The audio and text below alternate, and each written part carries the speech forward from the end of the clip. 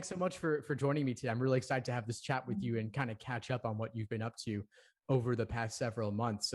I want to bring back to the very beginning of your LSAT prep journey. Do you want to just share a little bit more about where you were before we began working together? Yeah, of course. I actually, before working with you, I have been studying LSAT for almost a full year. And I have, from the moment I took my first real exam to the moment I get a score I wanted, it took about 16 months in total, if not more. And my score went up from first one was canceled, and then 161, and then 168, and then finally 171. So I really need to say that I've been through a long journey. Yeah, that is a long journey. So 16 months, that's nearly a year and a half. And you were at it for quite a while before we even met and we even started working together. So where would you roughly approximate you were at score-wise at that point? If I am to estimate which range I would be at, I would say I wouldn't be above 160, because at the time I just couldn't get a hang of logic games. So what exactly it is, what exactly the logic is behind it. I was quite lost, so I didn't really get it that agnostic. Gotcha. Okay, so it was maybe max 160, but you were somewhere. Yeah, I was max 160. Somewhere maybe a little bit less, maybe roughly in that range. And then what led you to reach out to me? I just felt very not in control of what I can do with the LSAT, and especially with how much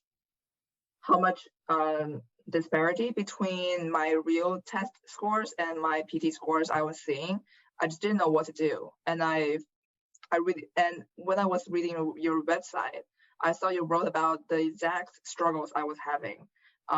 Just reading experiences shared by others on the internet, just randomly and suddenly changing my strategy from time to time. And it just wasn't, I just felt like it was going nowhere. And that's what led me to reach out to you for more structured and professional advice.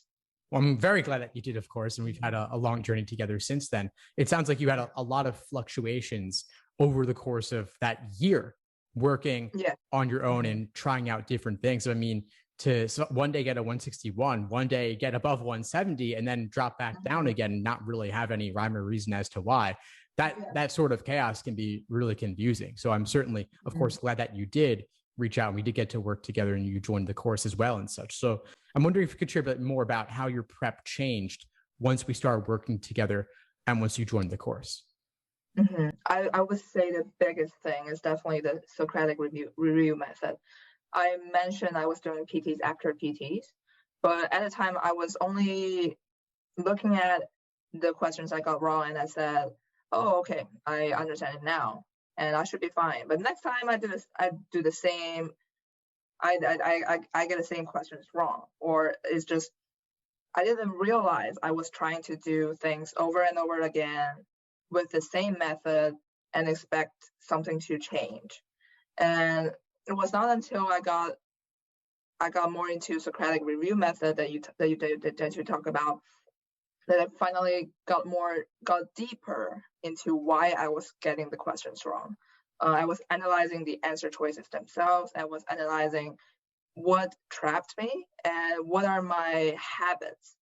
And I think what was the most important in stabilizing my score range and in increasing the sense of being in control during the actual exam is adjusting my habits. By the time I took my final exam, I got a better understanding of what I should do and what I should avoid doing. And that actually led me to another point that I think is crucial during my LSAT prep journey. That is to practice mindfulness, and it's also what I learned from talking with you. Because I remember when I was taking the exam, I got 161. I got a really just surprisingly hard logic games for the first section. And it just threw me off and I couldn't focus for the rest of the exam. And but practicing mindfulness helped me recognize when I was in anxiety and when I was in a chaotic mind, and that realization usually will calm me down. And fortunately, I actually encountered the same kind of surprise during the exam that I got 171. I also encountered difficulties during the logic games, but I realized I was anxious. I realized I was kind of losing my mind. And the moment I realized it, I was able to bring myself back into that calm mode. And I think that really, really helped me to get back to gear and then finally get that 171. Incredible. Yeah, the mindfulness is so important because this is a stressful exam with high stakes. And just the adrenaline going into the real thing, people experience all sorts of things like sweaty palms, the nerves, the heart racing, having to go to the bathroom a lot. And these are these are real things. I mentioned it because it's real. And these are things that, when I get nervous, these things happen to me too. And so in a way, like, you have to prepare to and expect that those symptoms of the nerves are going to happen. The question is, how do you handle them and maintain the calm and focus to check yourself? So I'm glad that you implemented that and you were able to successfully execute it on test day itself when it really ultimately mattered. It really mattered. It mattered a lot. Yeah. So I'm wondering also if you could share a bit more about the Socratic review method in terms of how that translated for you on test day in terms of navigating some of those difficult questions.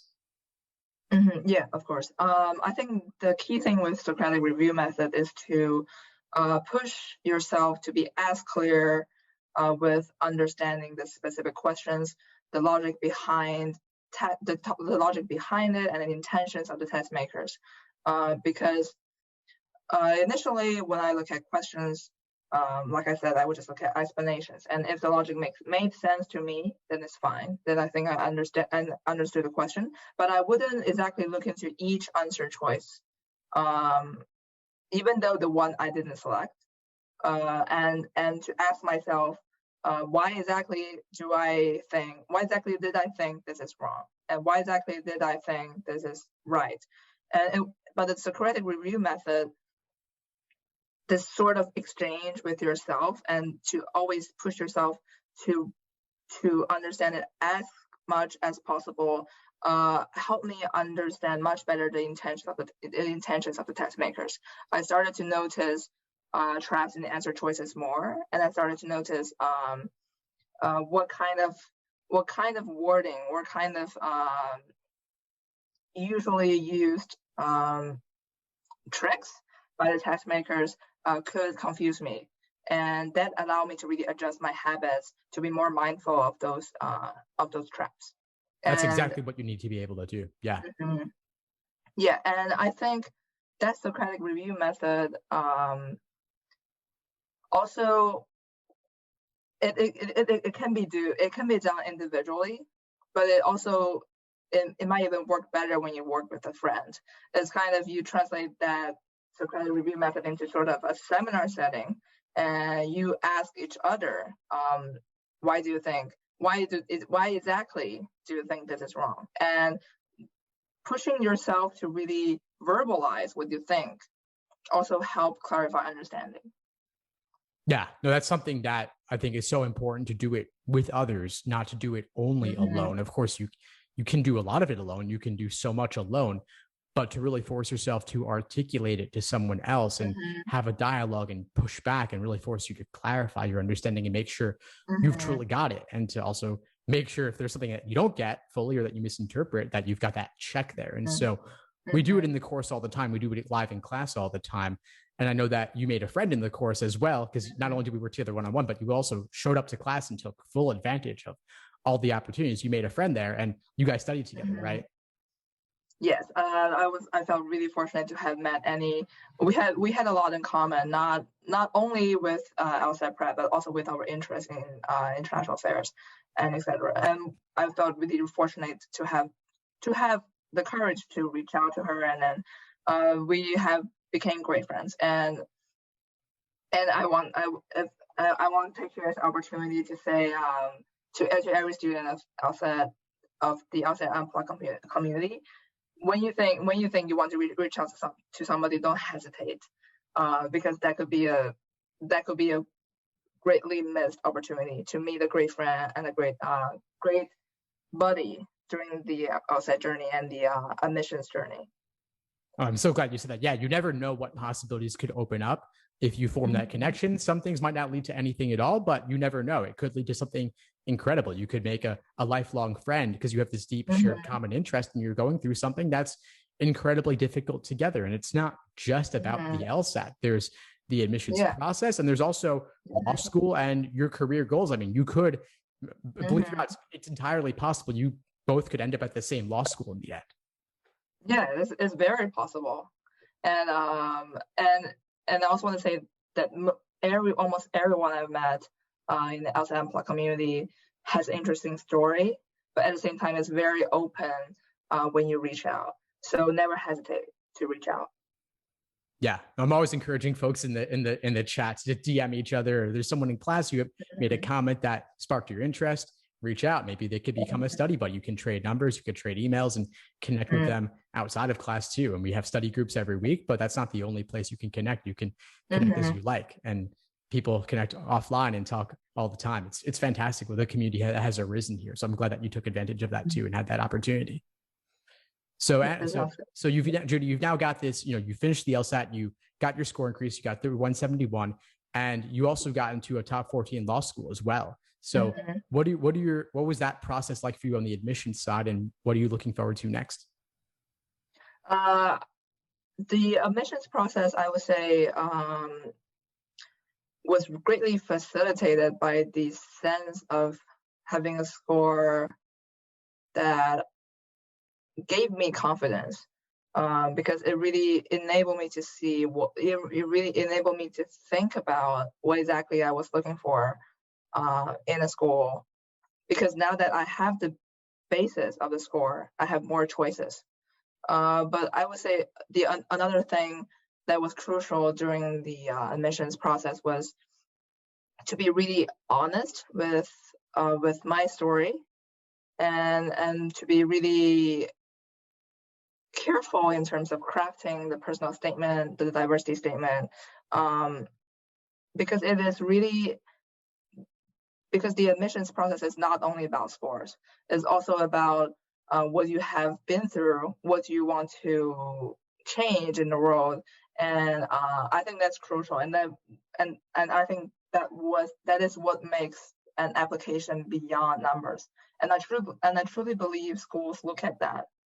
I personally believe in that. So the personal statement and the diversity statement and other statement that you see fit in representing your personality and representing your story is really, really helpful. And I would definitely suggest to look for help, either professionally or from a friend, to look over your documents. And all of that hard work finally led me to be accepted at one of my top choices.